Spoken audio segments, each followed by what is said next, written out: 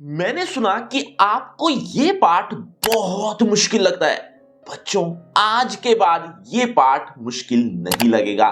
क्यों? क्योंकि आज मैं आपको इसको इजी वे में बहुत आसान तरीके से समझा दूंगा। बस एक काम आपको करना है, इस वीडियो को बिना स्किप किए हुए शुरू से लेकर एंड तक देखना और सुनना है। बस ये काम कर लेना, बाकी काम यानी समझाना मेरा काम है। तो बिना किसी देरी के शुरू करते हैं। विदाई संभाषण। विदाई संभाषण पूरा पाठ एक व्यक्ति, नाम है लॉर्ड कर्जन। लॉर्ड कर्जन का नाम आपने शायद सुना हो, चित्र आप देख ही लीजिए। इस लॉर्ड कर्जन के बारे में थोड़ा मैं बता देता हूं ताकि पूरा पाठ आसान तरीके से समझ में आ जाए।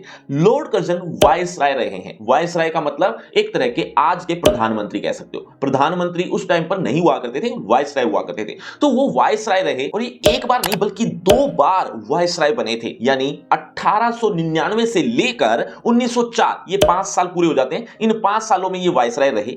इसके बाद जब इलेक्शन हुए या जो दोबारा चुनाव हुआ तो भी यही वायसराय चुने गए और वो टाइम था 1904 से 1905 तक। 1 साल। अब आप सोच रहे हो सिर्फ 1 साल, पहले तो ये 5 साल रहे। तो 5 साल जो रहे थे उस टाइम तो इनका पूरा खंड पूरा हो गया था, मतलब पूरा कार्यकाल जितना था 5 साल का वो पूरा हुआ। लेकिन इस बार उनका कार्यकाल पूरा नहीं हुआ, बीच में ही इन्होंने इस्तीफा दे दिया। इन्होंने इस्तीफा क्यों दिया, क्या कारण रहे, ये सारी बातें तो हम पाठ को पढ़ते पढ़ते भी समझा देंगे। लेकिन उससे पहले 1-2 बातें और हैं जो पाठ को पढ़ने से पहले ही आपको समझनी चाहिए, क्योंकि वो इंपॉर्टेंट है। आपको पाठ को पढ़ने में, समझने में थोड़ा आसान हो जाएगा। देखो, वायसराय लॉर्ड कर्जन एक ऐसे व्यक्ति थे जिन्होंने अपने शासनकाल में खूब सुख प्राप्त किया। मतलब भारत की तरक्की करना उनका उद्देश्य होना चाहिए था, लेकिन ऐसा नहीं हुआ। उन्होंने परम सुख हासिल किया, सिर्फ और सिर्फ अपने बारे में ही सोचा। प्रजा की और भारत की कोई रक्षा नहीं की। रक्षा करने का मतलब उसके बारे में, उसके हित के लिए कुछ नहीं सोचा। यहां तक कि वो अंग्रेजों के ही खिलाफ हो गए थे, या यूं कह सकते हो कि हालांकि वो खुद भी अंग्रेज थे और उनके शासनकाल यानी अंग्रेजों का ही जमाना था। तो उस टाइम अंग्रेजी शासन हुआ करता था, तो अंग्रेजों के समय के ही चुने हुए ये वायसराय थे। उस समय अंग्रेजों के ही खिलाफ हो गए, ये सारी स्थिति हो गई। लेकिन उसके बाद क्या हुआ वो सारी बातें हम पढ़ेंगे, लेकिन पाठ के नाम का अर्थ तो आपने सुना ही नहीं। देखो, विदाई संभाषण। विदाई संभाषण क्या होता है? एक तरह की फेयरवेल स्पीच। फेयरवेल स्पीच या कह सकते हो जब इंसान विदाई करता है यानी जाता है एक जगह को छोड़कर, चाहे वो कोई नौकरी कर रहा है या कहीं रह रहा है, कुछ भी, उस समय उसका जो भाषण होता है वो विदाई संभाषण कहलाता है। और ये विदाई संभाषण है लॉर्ड कर्जन का। लॉर्ड कर्जन कोई भाषण नहीं दे रहा है, यहां पर लेखक ने कुछ बातें बताई हैं लॉर्ड कर्जन के बारे में, जो मैंने अभी आपको थोड़ी बहुत बताई हैं, और भी बहुत सी बातें यहां पर लिखी हुई हैं लॉर्ड कर्जन के बारे में। तो लॉर्ड कर्जन ने कितना बुरा किया इंडियंस के साथ, इंडिया के साथ, वो सारी बातें हम यहां पर पढ़ने वाले हैं। एक एक लाइन को, एक एक वर्ड को अच्छे से समझेंगे, बस सुनते रहना। पाठ थोड़ा बड़ा हो सकता है लेकिन समझ आ जाएगा। इस पाठ को लिखा है बाल मुकुंद गुप्त जी द्वारा। बाल मुकुंद गुप्त यानी लेखक ने इस पूरे पाठ में क्या समझाया वो तो आपको बता दिया। अब वर्ड टू वर्ड देखो। माय लॉर्ड, अंत को आपके शासनकाल का इस देश में अंत हो गया। मतलब ये बात माय लॉर्ड किसको कहा? लॉर्ड कर्जन को कहा। माय लॉर्ड कहते हैं ना मेरे देवता, तो वो एक तरह का व्यंग्यात्मक शब्द कह सकते हो इसको। तो माय लॉर्ड यहां पर संबोधित है लॉर्ड कर्जन को। तो माय लॉर्ड, अंत को आपके शासनकाल का अंत, इस देश में अंत हो गया है। अब आप इस देश से अलग होते हैं। ये बात लॉर्ड कर्जन को कही जा रही है, लेकिन लॉर्ड कर्जन सामने नहीं है, उन्होंने लिखा है, लेखक ने सिर्फ लिखा है और वो उनके सामने नहीं है, वो उनका जमाना अब जा चुका है। अब आप इस देश से अलग होते हैं। इस संसार में सब बातों का अंत है, सब चीजों का अंत होता है। एक ना एक दिन सबको जाना ही है, चाहे वो कोई शासन कर रहा है या इस दुनिया में आया है। इस तरह से कुछ भी चीज है, आप जितनी भी चीजें देख रहे हैं अपनी आंखों से, उन सब चीजों का अंत होगा। तो ऐसा नहीं है कि आपके साथ कुछ नया हुआ है, आपके साथ जो होता है, मतलब सॉरी, जो बाकियों के साथ होता है आपके साथ भी वैसा ही हुआ है। तो यही बात है कि इस संसार में सब बातों का अंत है, इससे आपके शासनकाल का भी अंत होता। चाहे आपकी एक बार की कल्पना के अनुसार आप यहां के चिरस्थायी वायसराय भी हो जाते। मतलब अगर आपकी कल्पना के अनुसार मैं बात करूं तो आप यहां के चिरस्थायी, चिरस्थायी यानी लंबे समय तक प्रधानमंत्री कह लो, वायसराय कह लो, वैसे यहां वायसराय है तो वायसराय ही लिखना, पहले प्रधानमंत्री नहीं हुआ करते थे। चिरस्थायी वायसराय भी हो सकते थे, किंतु इतनी जल्दी वह समय पूरा हो जाएगा ऐसा विचार तो न आपका ही था और न इस देश के निवासियों का। मतलब किसी को पता ही नहीं था कि अचानक ये सब चीजें हो जाएंगी। अचानक उन्होंने इस्तीफा दे दिया और वो वायसराय से हट गए। अब वो कैसे हुआ, वो सारी बातें हम करेंगे। इससे जान पड़ता है कि आपके और यहां के निवासियों, आपके का मतलब यहां पर लॉर्ड कर्जन है और यहां के निवासी कौन, भारतवासी। तो भारतवासियों के बीच यानी आपके और भारतवासियों के बीच कोई तीसरी शक्ति और भी है, जिस पर यहां वालों का तो क्या, आपका भी काबू नहीं है। तीसरी शक्ति कौन सी, यहां तीसरी शक्ति कहा है भगवान, ईश्वर। वो सब देख रहा है, सब बातों का अंत कर ही देता है। जब घड़ा भर जाता है ना पाप का, तो अंत हो ही जाता है। तो वो तीसरी शक्ति यहां पर भगवान को कहा है। अब यहां पर अगले पैराग्राफ में क्या बताया, थोड़ा ध्यान से सुन लो, ताकि जब मैं लाइन बाय लाइन पढ़ूं तो आपको अच्छे समझ में आ जाए। लेखक कहता है कि बिछड़ने का जो समय होता है ना, वो बहुत करुणा से भरा होता है। करुणा यानी दुख। दुख आता है चाहे आपका कोई निजी जा रहा हो या फिर कोई दुश्मन ही क्यों ना जा रहा हो। ऐसी स्थिति आती है कि आप जब भी किसी से बिछड़ते हैं ना, तो थोड़ा दुख आता ही है। एक स्थिति मैं बताता हूं कि गली में एक कुत्ता था और कुत्ता सबको काटता था और ऐसी बुरी स्थिति कर दी थी बाहर वालों के लिए, क्योंकि गली वालों को वो नहीं काटता था, वो बाहर जो भी अनजान दिखता वो उसको काट लेता था। और अब ये स्थिति गली वालों के लिए भी बुरी हो गई थी। क्यों? क्योंकि उनका कोई यारा प्यारा रिश्तेदार अगर कोई उनके घर आता तो वो उनको काट लेता, तो कितना दुख होता था। तो एक बार हुआ ये कि किसी कुत्ते पकड़ने वाले को बुला लिया। अब जब वो कुत्ते पकड़ने वाले आए, एक बोरा ले रखा था, बोरी कह लो या बोरा कह लो, वो बोरी में पकड़कर उसे ले जाना था। अब स्थिति ये थी कि थोड़ी खींचातानी हो रही है, मतलब वो कुत्ता भाग रहा है इधर उधर और पकड़ में आता है तो वो चीखने लग रहा है। तो वो जब जबरदस्ती पकड़कर उस बोरे के अंदर डाल रहे थे, तब इतना दुख आ रहा था गली वालों को। क्यों? क्योंकि वो इतना तड़प रहा था। ये एक बिछड़न ही समय था। बेशक वो गली वाले बहुत दुखी थे, लेकिन फिर भी दुख हो रहा था उसके बिछड़ते हुए। और अक्सर ये होता है कि कोई बिछड़ता है तो दुख जरूर आता है। और ये कुत्ते वाली कहानी इस पार्ट में नहीं है, ये मैं अपनी पर्सनल स्टोरी यानी मेरी ही गली की बात कर रहा हूं। चलिए बात करते हैं इस पार्ट की। तो यहां ये पैराग्राफ में बता रखा है कि बिछड़न समय बहुत दुखी करने वाला होता है। तो जब वायसराय लॉर्ड कर्जन भी यहां से जा रहे थे तो यहां के निवासी दुखी थे, ना कि बहुत खुश हो रहे थे। ऐसा ही कुछ यहां लिखा हुआ है, देखो। बिछड़न समय बड़ा करुणोत्पादक होता है। करुणोत्पादक यानी करुणा से भरा हुआ, करुणा को उत्पन्न करने वाला। आपको बिछड़ते देखकर आज हृदय में बड़ा दुख है माय लॉर्ड। आपके दूसरी बार इस देश में आने से भारतवासी किसी प्रकार प्रसन्न न थे। दूसरी बार जब आए थे यानी 1899 से 1904 तक तो उन्होंने एक बार शासन किया, लेकिन उसके बाद 1904 से 1905 तक दूसरी बार जब आए शासन किया। 1905 तक तो ये तो पता नहीं था, लेकिन 1904 में जब वो दूसरी बार बने तो उस टाइम पर भारतवासी प्रसन्न थे। वे यही चाहते थे कि वे आप फिर ना आए, पर आप आए और उससे यहां के लोग बहुत ही दुखित हुए, यानी बहुत दुख हुआ। वे दिन रात यही मानते थे कि जल्द श्रीमान यहां से पधारें, मतलब चले जाएं। पर अहो, आज आपके जाने पर हर्ष की जगह विषाद होता है। हर्ष यानी खुशी और विषाद माने दुख। अब आप चले गए हो, लेकिन आपके जाने पर खुशी की बजाय दुख हो रहा है। इसी से जाना कि बिछड़न समय बड़ा करुणोत्पादक होता है, बड़ा पवित्र, बड़ा निर्मल और बड़ा कोमल होता है। वैर भाव छूट जाता है। वैर भाव छूटकर शांत रस का आविर्भाव उस समय होता है। आविर्भाव का मतलब प्रकट होना। क्या प्रकट हो जाता है? शांत रस आ जाता है। यानी एक वैर भाव, जितनी भी बुराइयां, जितनी भी गलत चीजें थी, वो सब खत्म हो जाती हैं सामने वाले के प्रति। अगर वो बिछड़ रहा है तो वैर भाव छूटकर शांत रस प्रकट हो जाता है। ये बात लिखी थी। अब अगले पैराग्राफ में जो मैंने बताया था एक कहानी कुत्ते वाली, यहां पर भी कुछ कुछ वैसी ही लिखी हुई है, लेकिन थोड़ी सी अलग है। यहां पर दो गायें की बात की जा रही है। तो दो गायें थी और उन गायों में एक ऐसी थी जो बलशाली थी, अच्छी खासी तगड़ी थी, दूसरी थोड़ी कमजोर थी। तो जो बलशाली गाय थी वो अक्सर जो कमजोर गाय है उसको मारती थी, बार बार मारती थी और उसको चारा भी ढंग से नहीं खाने देती थी, मतलब इतना बुरा व्यवहार करती थी। स्थिति यह हुई कि एक बार गाय के मालिक ने, जिसका नाम था शिव शंभू ने अपनी बलशाली गाय को बेच दिया, किसी कारणवश बेच दिया। अब स्थिति ये हुई, जहां वो कमजोर गाय थी वो खुश नहीं थी, बल्कि उसके जाने पर दुखी हो रही थी। यहां तक कि उसने उस दिन चारा भी नहीं खाया, आंखों में आंसू साफ झलक रहे थे। ये सारी चीजें हो रही थी। इसका मतलब क्या है कि बिछड़न समय सचमुच करुणोत्पादक होता है, दुख से भरा हुआ होता है। यही उदाहरण यहां पर लिखा हुआ देखो, माई लॉर्ड का देश देखने का इस दीन ब्राह्मण को कभी इस जन्म में सौभाग्य नहीं हुआ। अब इसका क्या मतलब है? माई लॉर्ड का देश कौन सा? इंग्लैंड। तो वो माई लॉर्ड इंग्लैंड के हैं, यानी लॉर्ड कर्जन। तो माई लॉर्ड का देश देखने का इस दीन ब्राह्मण कौन है? यहां खुद लेखक अपने बारे में बात कर रहा है। तो इस ब्राह्मण को कभी इस जन्म में सौभाग्य नहीं मिला, लेकिन इसीलिए इससे नहीं जानता कि वहां पर यानी इंग्लैंड में बिछड़ने के समय लोगों का क्या भाव होता है। पर इस देश के पशु पक्षियों को भी बिछड़ने के समय उदास देखा है। एक बार शिव शंभू की 2 गायें थी, उनमें एक अधिक बल वाली थी और वह कभी कभी अपने सींगों की टक्कर से दूसरी कमजोर गाय को गिरा देती थी। एक दिन वह टक्कर मारने वाली गाय पुरोहित को दे दी गई।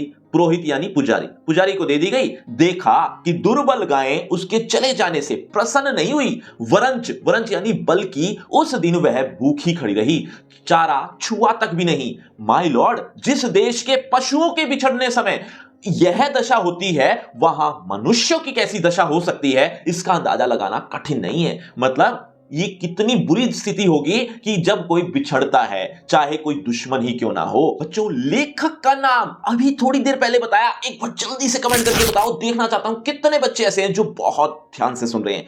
अब अगले पैराग्राफ में लेखक ने कहा है कि ऐसे ऐसे शासक और भी आए हैं। मतलब कोई शासन करने वाले पहले तो आप थे नहीं, ना जाने कितने लोगों ने इस देश पर शासन किया है और शासन करने के बाद वो चले भी गए हैं। तो आपका जाना भी कोई अलग चीज नहीं है, लेकिन आपका जाना इतना दुखांत होगा, दुखांत माने दुख से भरा होगा।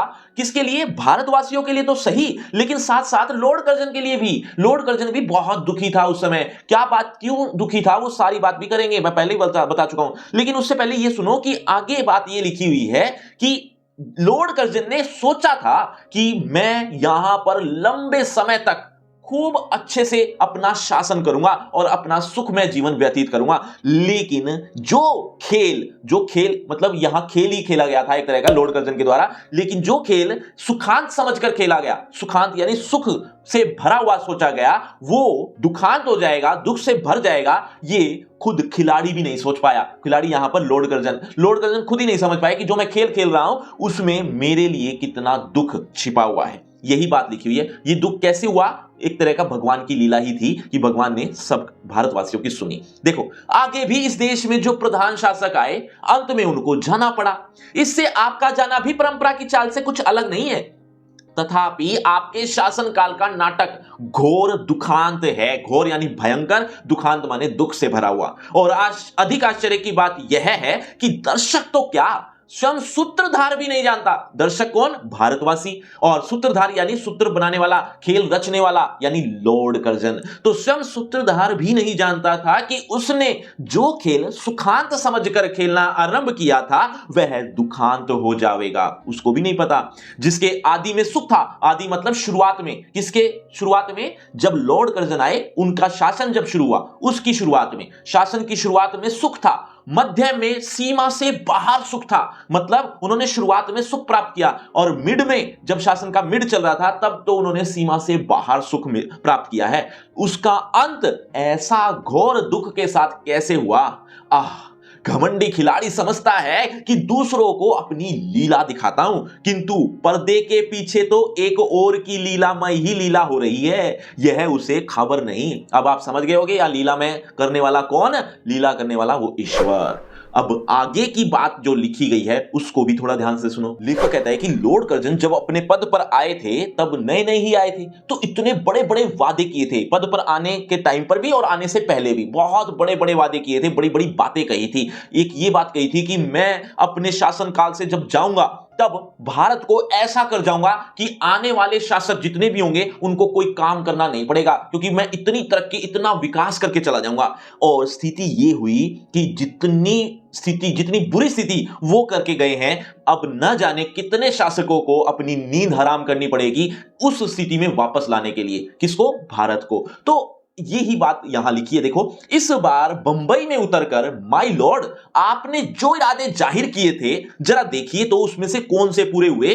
क्योंकि आपने बड़े बड़े चीजें कही थी। आपने कहा था कि यहां से जाते समय भारतवर्ष को ऐसा कर जाऊंगा कि मेरे बाद आने वाले बड़े लाटों मतलब बड़े शासकों को वर्षों तक कुछ ना करना पड़ेगा, वे कितने ही वर्षों सुख की नींद सोते रहेंगे।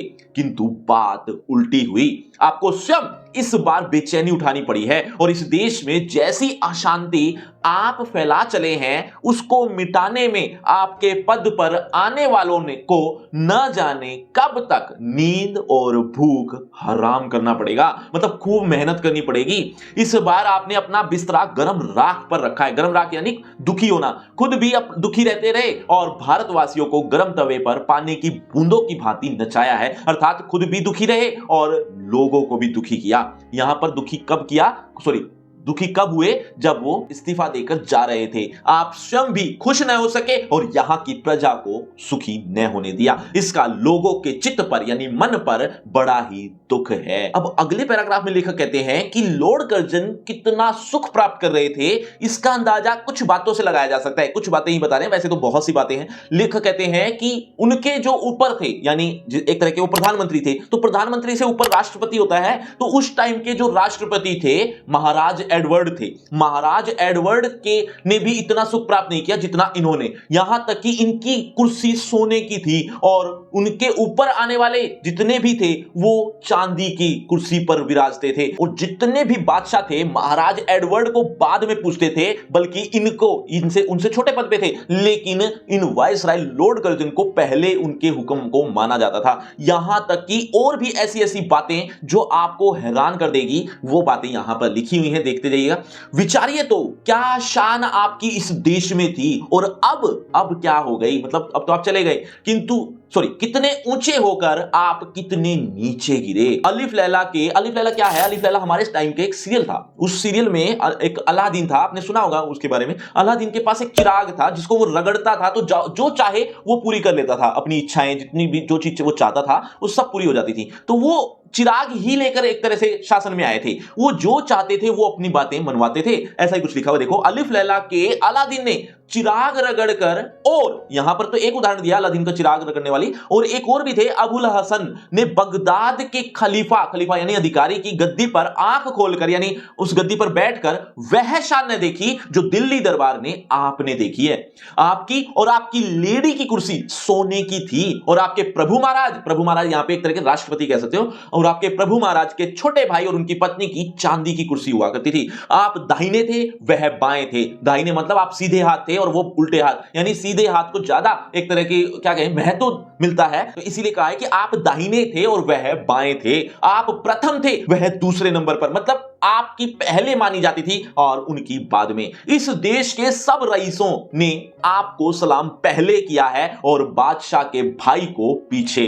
जुलूस में आपका हाथी सबसे आगे और सबसे ऊंचा था। होदा, चंवर, छत्र यानी ये तीनों चीजें सबसे ऊपर थी। होदा माने पद आपका ऊपर माना गया। चंवर यानी कलगी सिर के ऊपर होती है ना, जैसे मुर्गी के सिर के ऊपर होती है कलगी, ऐसे ही उनके सिर का जो ताज था वो सबसे ऊपर था। छत्र माने छतरी, ये सब चीजें काफी ऊपर मानी गई हैं। आदि सबसे बढ़ चढ़कर थे। सारांश यह है, मतलब मैं छोटे रूप में कहूं कि ईश्वर और महाराज ये दो चीजों को छोड़ दो, यानी ये दो लोग छोड़ दिए जाएं, ईश्वर और महाराज एडवर्ड के बाद इस देश में आपका ही एक दर्जा था। किंतु अब देखते हैं कि जंगी लाट यानी शासन करने के मुकाबले में आपने पटखनी खाई है, यानी आप हार गए, आपको दुख उठाना पड़ा, सिर के बल नीचे आ रहे। आपके स्वदेश में वही ऊंचे माने गए। अब यहां पर स्वदेश में का मतलब इंग्लैंड में, आपके स्वदेश, हमारे स्वदेश नहीं, हमारा स्वदेश तो इंडिया है, लेकिन आपके स्वदेश में वही ऊंचे माने गए, आपको साफ नीचा देखना पड़ा। मतलब इंग्लैंड में भी उनकी कोई अब इज्जत नहीं करता। क्यों नहीं करता? क्योंकि उन्होंने काम ही ऐसा किया। क्या किया मैं आपको बताता हूं,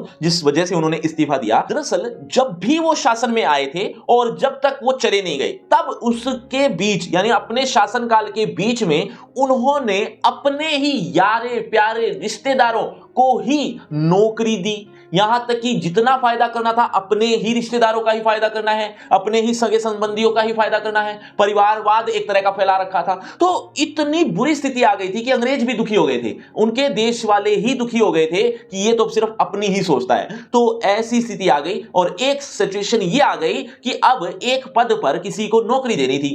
अब नौकरी देनी थी तो उसने तो यानी लॉर्ड कर्जन ने तो अपने ही रिश्तेदार का ही नाम सजेस्ट किया। जब उन्होंने नाम सजेस्ट किया तो उसको रिजेक्ट कर दिया, क्योंकि नौकरी देने वाले सिर्फ वही थोड़ी थे, उनके ऊपर उनके नीचे काफी लोग थे।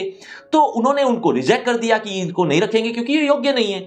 अब स्थिति ये हुई कि उन्होंने कहा कि देखो तुम्हें तो ये रखना पड़ेगा इस नौकरी पर, नहीं तो मैं इस्तीफा दे दूंगा। ये जो धमकी दी थी उसका नतीजा ये हुआ कि उनका जो इस्तीफा था स्वीकार कर लिया कि ठीक है तुम इस्तीफा दे दो, हम इसको नौकरी नहीं रख रहे। ये स्थिति जब आई तो उन्होंने अपने अहंकार में, घमंड में इस्तीफा दे दिया और वो स्वीकार कर लिया। वहां पर उनका शासनकाल का अंत हो गया। तो ऐसा ही कुछ यहां लिखा हुआ देखो, पद त्याग की धमकी से भी ऊंचे न हो सके। आप बहुत धीर, गंभीर, प्रसिद्ध थे, मतलब खूब धैर्यवान थे, गंभीर थे, सब कुछ अच्छा कर लेते थे, अपने बारे में सोच लेते थे। उस सारी धीरता, गंभीरता का आपने इस बार काउंसिल में यानी सभा में बेकानूनी, जिसका कोई कानून नहीं था, ऐसा कानून पास करते हुए कन्वोकेशन, वक्तृता, कन्वोकेशन यानी बातचीत करते हुए, भाषण देते हुए, वक्तृता माने सभा में भाषण देते समय दिवाला निकाल दिया। क्या कहा वो तो मैं आपको बता ही चुका हूं कहानी। यह दिवाला तो इस देश में हुआ, उधर विलायत में यानी इंग्लैंड में भी आपके बार बार इस्तीफा देने की धमकी ने प्रकाश कर दिया कि जड़ हिल गई है, मतलब अब ये ज्यादा दिन तक टिकेगा नहीं। अंत में वहां भी आपको दिवालिया होना पड़ा, यानी वहां पर भी आपकी इज्जत नहीं हुई और धीरता, गंभीरता के साथ दृढ़ता को भी यानी मजबूती को भी तिलांजलि देनी पड़ी, यानी त्याग पत्र देना ही पड़ा।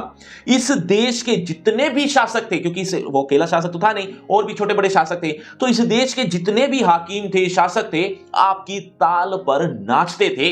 यहां तक कि राजा महाराजा डोर हिलाने से सामने हाथ बांधे हाजिर हो जाते थे, मतलब आपकी ही चलती थी, आप जैसा चाहते थे वैसा ही होता था। आपके एक इशारे में प्रलय होती थी।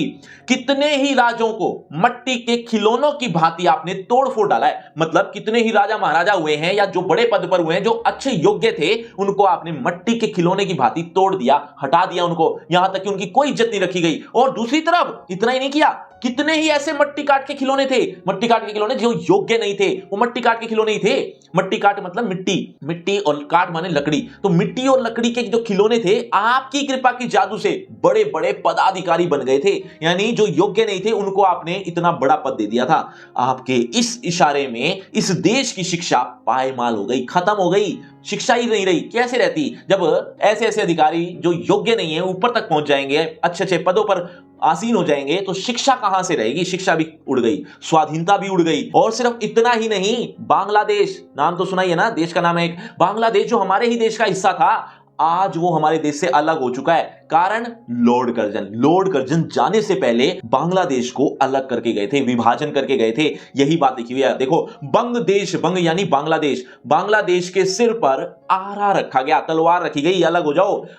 इतने बड़े माय लॉर्ड का यह दर्जा हुआ कि फौजी अफसर था जो उनके उसका ही एक कोई रिश्तेदार था या उसका ही कोई चाहवान था, अफसर उनके इच्छित पद पर नियत न हो सका, यानी नियुक्त नहीं हो सका, और उनको उसी गुस्से के मारे इस्तीफा दाखिल करना पड़ा। वह भी मंजूर हो गया, उनका रखाया, मतलब जो इस्तीफा रखा गया वो मंजूर हो गया, उनका रखाया हुआ यानी उनके द्वारा कहा गया एक आदमी नौकर न रखा, उल्टा उन्हीं को ही निकल जाने का हुक्म मिल गया। बच्चों, पुरोहित का मतलब क्या बताया था, एक बार जल्दी से कमेंट करके बताओ, देखना चाहता हूं कितने बच्चे याद भी रखते जा रहे हैं, जल्दी से कमेंट कर दो। अब अगले पैराग्राफ में लेखक ने कहा कि आप गिरे, मतलब आपका पतन हुआ, तो इतना बड़ा दुख नहीं था, लेकिन आपका पतन हुआ, उसके बाद आप पड़े ही रहे। आप कम से कम माफी तो मांग सकते थे, ये तो स्वीकार कर सकते थे कि हाँ मुझसे गलती हो गई, और जो गलतियां हुई है वो आगे से सुधार भी सकते थे, लेकिन आपने ऐसा नहीं किया। तो आपका गिरना तो दुखी करता है, लेकिन गिरे ही रहना ये और भी ज्यादा दुखी कर रहा है। देखो कुछ ऐसा ही लिखा है कि जिस प्रकार आपका बहुत ऊंचे चढ़कर गिरना यहां के निवासियों को दुखित कर रहा है, गिरकर पड़ा रहना उससे भी अधिक दुखित करता है। आपका पद छूट गया तथापि आपका पीछा नहीं छूटा। अब एक कंडीशन बताऊं, आप अगर जब अभी आप नौकरी पर नहीं हो लेकिन कभी आप नौकरी पर जाओगे या कोई भी नौकरी पर जाता है, उसको अगर 1 महीने का नोटिस दे दिया जाए ना कि आप 1 महीना और यहां हैं, उसके बाद आपकी नौकरी छिन जाएगी, किसी भी कारणवश आप इस नौकरी को नहीं कर सकते। अगर ये कह दिया जाए ना, तो वो जो 1 महीना उसको मिला है काम करने के लिए, उसको नोटिस पीरियड कहते हैं, तो वो जो नोटिस पीरियड होता है ना, वो 1 महीने का, वो बड़ा खतरनाक होता है। वो निकलता नहीं है, बहुत दुखी करता है, काटता है वो पीरियड, वो जो समय है वो काटने को दौड़ता है। यही बात लिखा हुआ है, यही बात लिखी हुई है कि एक क्लर्क के साथ अगर ऐसा हो जाए ना कि उसको 1 महीने का नोटिस मिल जाए, तो वो कितना दुखी रहता है। और आप तो इतने ऊंचे पद पर थे, क्लर्क तो बहुत छोटी पद होती है, आप तो इतने ऊंचे पद पर थे, आपको भी तो नोटिस मिल गया कि आपको इस्तीफा स्वीकार है, आप 1 महीने बाद जा सकते हैं, तो आपका समय कैसा बीता होगा। यही बात यहां लिखिए। देखो, एक अदना क्लर्क, अदना माने छोटा, जो छोटे पद पर क्लर्क है, जिसे नौकरी छोड़ने के लिए 1 महीने का नोटिस मिल गया हो, नोटिस की अवधि को बड़ी घृणा से काटता है, बड़ी नफरत से काटता है। घृणा माने नफरत। आपको इस समय अपने पद पर रहना कहां तक पसंद है, यह आप ही जानते होंगे। अपनी दशा पर आपको कैसी घृणा आती है, इस बात के जान लेने का इन देशवासियों को अवसर नहीं मिला। ये देशवासी कौन से? हम लोग नहीं जानते कि उस समय क्या घृणा से वो काटते होंगे अपना नोटिस पीरियड, या फिर उस टाइम के भी जो लोग थे वो भी, उनको भी क्या पता कि वो कितने दुखी हुआ करते होंगे, यानी लॉर्ड कर्जन। पर पतन के पीछे इतनी उलझन में पड़ते उन्होंने किसी को नहीं देखा। माय लॉर्ड, एक बार अपने कामों की ओर ध्यान दीजिए कि आप क्या क्या काम करने आए थे और क्या काम करके चले गए, क्योंकि शासक और प्रजा, इन दोनों के बीच कुछ तो कर्तव्य होता होगा। प्रजा की थोड़ी बहुत तो सुन लेनी चाहिए, बिल्कुल भी कान ना धरना, बिल्कुल भी ना सुनना, ये कहां का शासन है। ऐसे ही और भी ना जाने कितनी बातें आगे लिखी है। देखो, आप किस काम को आए थे और क्या कर चले। शासक प्रजा के प्रति कुछ तो कर्तव्य होता है, यह बात आप निश्चित मानते होंगे। सो कृपा करके बतलाइए, क्या कर्तव्य आप इस देश की प्रजा के साथ पालन कर चले। क्या आंख बंद करके मनमाने हुक्म चलाना और किसी की कुछ न सुनने का नाम ही शासन है? क्या प्रजा की बात पर कभी कान न देना और उसको दबाकर उसकी मर्जी के विरुद्ध जिद से सब काम किए चले जाना ही शासन कहलाता है?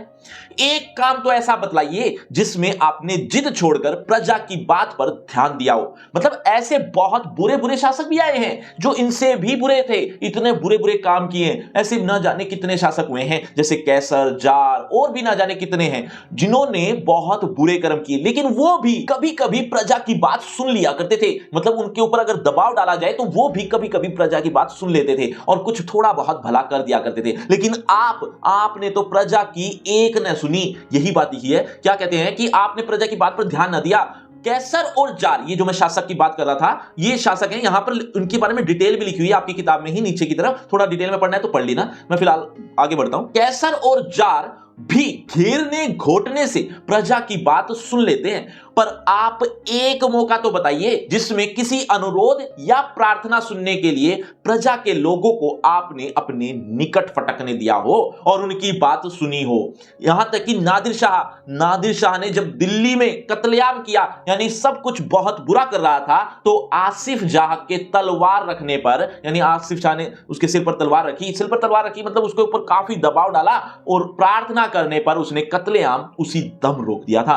पर 8 करोड़ प्रजा, उस समय जो प्रजा थी यानी भारतवासी लॉर्ड कर्जन के टाइम पे 8 करोड़ थी, तो 8 करोड़ प्रजा के गिड़गिड़ाकर विच्छेद यानी विभाजन, जो बंग हुआ था ना, बंग यानी बांग्लादेश का विभाजन हुआ था, उस विभाजन को न करने का एक अनुरोध किया गया, रिक्वेस्ट की गई। तो गिड़गिड़ाकर उनसे रिक्वेस्ट की जा रही थी, विच्छेद न करने की प्रार्थना की जा रही थी, पर आपने जरा भी ध्यान नहीं दिया। इस समय आपकी शासन अवधि पूरी हो गई है, पर फिर भी बंग माने बंगाल और विच्छेद माने विभाजन, बंगाल विभाजन, तथापि माने फिर भी होता है, तो फिर भी बंगाल विभाजन किए बिना घर जाना आपको पसंद नहीं है, यानी आप करके ही गए बंगाल का विभाजन। नादिर से बढ़कर भी आपकी जिद है। क्या समझते हैं कि आपकी जिद से प्रजा के जी में यानी हृदय में दुख नहीं होता? मतलब प्रजा को भी तो दुख हो रहा होगा, यानी भारतवासियों को कितना दुख हो रहा होगा जब आप उनकी बात नहीं सुनते। आपके साथ भी तो यही हुआ है कि आप किसी आदमी को नौकरी पर रखना चाहते थे, लेकिन जब नहीं रखा गया तो आपको कितना दुख हुआ, आप इस्तीफा देकर अपने देश चले गए।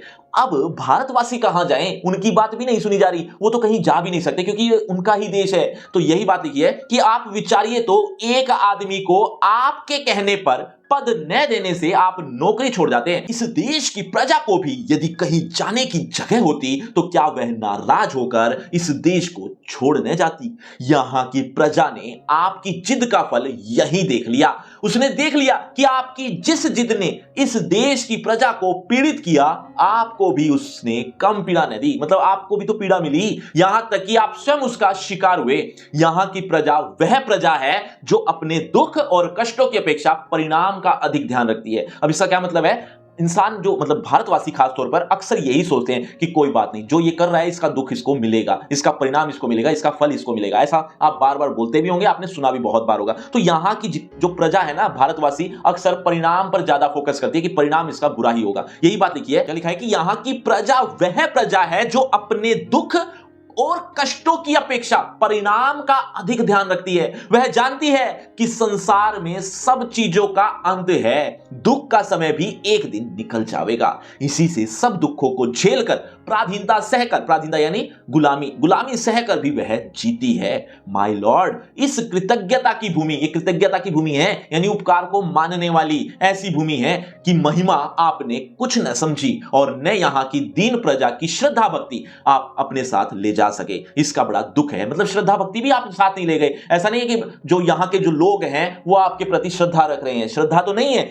दुख जरूर है उनको, यहां से आप जा रहे हैं। बच्चों, लॉर्ड कर्जन मूल रूप से कहां के रहने वाले थे? कई बार बता चुका हूं, एक बार कमेंट में जरूर बता देना। देखना चाहता हूं कितने बच्चे ऐसे हैं जो अब तक भी बहुत ध्यान से सुन रहे हैं। अब अगले पैराग्राफ में क्या लिखा है वो भी ध्यान से सुनो। लेखक कहता है कि एक राजकुमार थे नर सुल्तान नाम के। नर सुल्तान नाम के जो राजकुमार थे, उनके जीवन में विपद आ गई, मुसीबत आ गई। विपद मतलब मुसीबत, कठिनाई आ गई और उनको अपना देश छोड़कर कहीं दूसरी जगह पर भागना पड़ा। और एक नरवरगढ़ नाम का एक जगह है, वहां पर उनको अपना विश्राम लेना पड़ा या रहना पड़ा, आश्रय लेना पड़ा। और एक नहीं, काफी दिनों तक, काफी सालों तक वो वहां पर रहे। वहां पर उन्होंने अपना जो भी काम करना चाहा वो किया। मतलब उन्होंने छोटे से छोटे पद से लेकर बड़े से बड़े पद पर वहां पर वो काम किया और ईमानदारी से काम किया। अपने ईमानदारी से जितना भी वो जीवन वहां पर गुजार सके गुजारा। उसके बाद नरवरगढ़ छोड़कर उन्हें अब जाना है। जब वो जा रहे थे तो उन्होंने वहां पर एक विदाई संभाषण किया, यानी एक फेयरवेल स्पीच दी। और वो स्पीच में उन्होंने क्या कहा, ऐसी ऐसी मजेदार बातें कही, आप सुनकर दंग रह जाएंगे, हैरान रह जाएंगे कि कितनी अच्छी स्पीच दी है। वही बात आगे पढ़ेंगे, मतलब आई गई है, ज्यादा नहीं है। अब इस देश के शिक्षितों को तो देखने की आपको ताब नहीं। यहां पर लॉर्ड कर्जन को कहा है कि तुम शिक्षितों को तो नहीं सुनते थे, शिक्षित यानी जो पढ़े लिखे हैं उनकी तो सुनते ही नहीं थे, क्योंकि उनको ज्ञान था, वो अच्छी अच्छी बातें भी बताते थे, लेकिन वो उनकी तुम मानते नहीं थे। पर हां, अनपढ़ गूंगी प्रजा का नाम कभी कभी आपके मुंह से निकल जाया करता था। उसी अनपढ़ प्रजा में नर सुल्तान नाम के एक राजकुमार का गीत गाया जाता है। एक बार अपनी विपद यानी मुसीबत के कई साल सुल्तान ने नरवरगढ़ नाम के स्थान में काटे थे। वहां चौकीदारी से लेकर यानी छोटे से छोटे पद से लेकर उसे एक ऊंचे पद तक का काम करना पड़ा था। जिस दिन घोड़े पर सवार होकर वह उस नगर से विदा हुआ, नगर द्वार पर यानी नगर के द्वार पर, गेट पर से बाहर आकर उस नगर को जिस रीति से, रीति माने ढंग, जिस ढंग से उसने अभिवादन किया था वह सुनिए। क्या कहा था उसने? आंखों में आंसू भरकर कहा, प्यारे नरवरगढ़, मेरा प्रणाम ले, आज मैं तुझसे जुदा होता हूं। तू मेरा अन्नदाता है, मतलब तूने मेरा पालन पोषण किया है। अपनी विपद के दिन मैंने तुझ में काटे हैं। तेरे ऋण का बदला मैं गरीब सिपाही नहीं दे सकता। भाई नरवरगढ़, यदि मैंने जानबूझकर एक दिन भी अपनी सेवा में चूक की हो, यहां की प्रजा की शुभ चिंता न की हो, यहां की स्त्रियों को माता और बहन की दृष्टि से ना देखा हो, तो मेरा प्रणाम ना ले, नहीं तो प्रसन्न होकर एक बार मेरा प्रणाम ले और मुझे जाने की आज्ञा दे। बच्चों, ऐसा भाषण दिया था उन्होंने। बच्चों, कितना भावपूर्ण था, कितना दिल को छूने वाला था। अब स्थिति यह है कि माय लॉर्ड भी तो गए हैं, मतलब लॉर्ड कर्जन भी तो अब विदाई संभाषण में अगर कुछ बोलते और सच्चाई बोलते तो क्या बोलते? क्या वो ये सच्चाई कह सकते थे जो लेखक ने लिखी? क्या कहा? माय लॉर्ड, जिस प्रजा में ऐसे राजकुमार का गीत गाया जाता है, उसके देश से क्या आप भी चलते समय कुछ संभाषण करेंगे? क्या आप कह सकेंगे, हे अभागे भारत, मैंने तुझसे सब प्रकार का लाभ उठाया और तेरी बदौलत वह शान देखी जो इस जीवन में असंभव है। तूने मेरा कुछ नहीं बिगाड़ा, पर मैंने तेरे बिगाड़ने में कुछ कमी न की। संसार के सबसे पुराने देश, जब तक मेरे हाथ में शक्ति थी, तेरी भलाई की इच्छा मेरे जी में न थी। अब कुछ शक्ति नहीं है जो तेरे लिए कुछ कर सकूं, पर आशीर्वाद करता हूं कि तू फिर उठे और अपने प्राचीन गौरव और यश को फिर से लाभ करे। मेरे बाद आने वाले तेरे गौरव को समझें।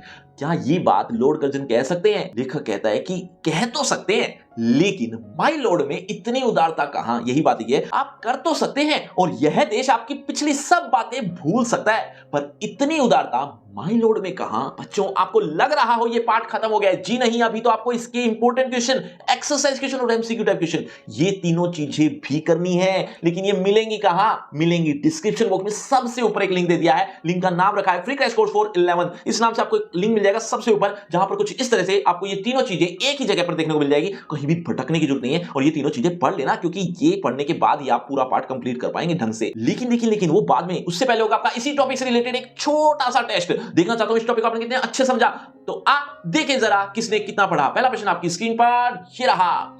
लेखक के अनुसार कौन सा समय करुणोत्पादक होता है? बच्चों, हर प्रश्न के बाद आपको 5 सेकंड मिलेंगे आंसर देने के लिए। आप अपना आंसर कमेंट करते रहना, एंड में देखना चाहता हूं किसके कितने आंसर ठीक हुए। लेखक के अनुसार कौन सा समय करुणोत्पादक होता है? आपके ऑप्शन आपकी स्क्रीन पर। ए जन्म का, बी मृत्यु का, सी बिछड़ने का, या डी मिलन का। आपके 5 सेकंड। 5 4 3 2 1 0। सही उत्तर है ऑप्शन सी, बिछुड़ने का। चलिए बच्चों, अगले प्रश्न की तरफ। अगला प्रश्न आपकी स्क्रीन पर। बिछुड़ने के समय मन में किस रस का आविर्भाव होता है? आपके ऑप्शन वियोग रस, शांत रस, हास्य रस और रौद्र रस। सोच समझ कर जवाब देना। 5 4 3 2 1 0। सही उत्तर है ऑप्शन बी, शांत रस। चलिए बच्चों, अगले प्रश्न की तरफ। अगला प्रश्न आपकी स्क्रीन पर। शिव शंभू के पास कितनी गायें थी? आसान सा है, 2 3 4 5 5 4 3 2 1 0। सही उत्तर है ऑप्शन ए, 2। चलिए बच्चों, अगले प्रश्न की तरफ। अगला प्रश्न। लॉर्ड कर्जन के शासनकाल रूपी नाटक का अंत कैसा था? बच्चों, आपको भी लॉर्ड कर्जन जैसा नहीं बनना तो सब्सक्राइब करना मत भूलना। चलिए, ए सुखान, बी हास्यास्पद, सी दुखान, डी अधूरा। 5 4 3 2 1 0। सही उत्तर है ऑप्शन सी। तो बच्चों, ये आपका रिपोर्ट कार्ड, ध्यान से देख लीजिए, पढ़ लीजिए, और हाँ, आपके टोटल मार्क्स कितने हैं ये कमेंट करना मत भूलना। और आपकी क्लास से रिलेटेड फ्री क्रैश कोर्स आ गया। इस फ्री क्रैश कोर्स का फायदा ये है, आपको आपकी क्लास से related A to Z syllabus एक ही पेज पर देखने को मिल जाएगा, जिसमें आपको इंपॉर्टेंट चीजें, इंपॉर्टेंट क्वेश्चन सब कुछ देखने को मिलेगा एक ही पेज पर। कहीं भटकने की जरूरत नहीं पड़ेगी। तो इस लिंक को जरूर क्लिक कर लेना। अगर आपको मुझसे पर्सनल बातचीत करनी है तो सभी सोशल मीडिया का लिंक डिस्क्रिप्शन बॉक्स में आ जाइए, बातचीत करते हैं। शुक्रिया, धन्यवाद।